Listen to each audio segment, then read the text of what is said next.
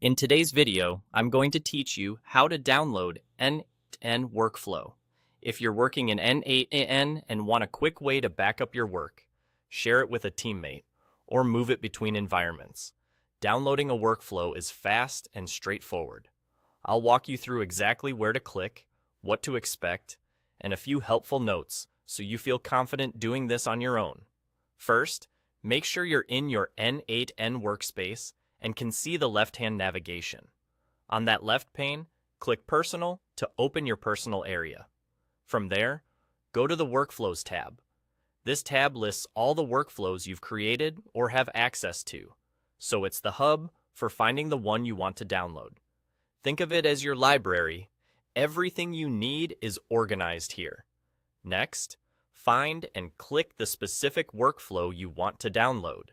That click opens the workflow editor. You'll know you're in the right place when you see the canvas with your nodes and connections laid out.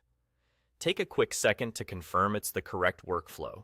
Checking the name or a distinctive node can save you from downloading the wrong one. Now look to the top right corner of the editor.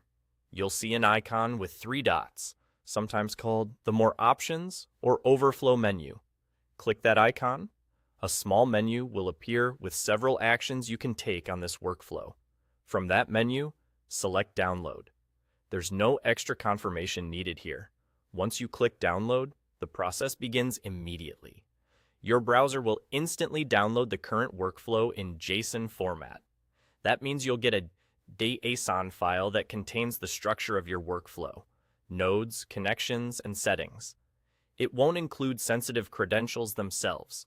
Those are managed separately in n8n, so the file is safe to store in a version control system or share with a teammate who has the appropriate access on their end.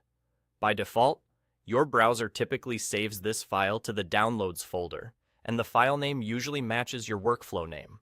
If you don't see it right away, check your browser's download tray or your system's default download location. And that's all there is to it.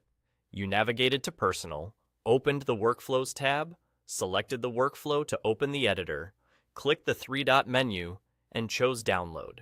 In just a few clicks, you've created a portable backup of your automation that you can keep for safekeeping, hand off for review, or use as part of your documentation process. Nice and simple.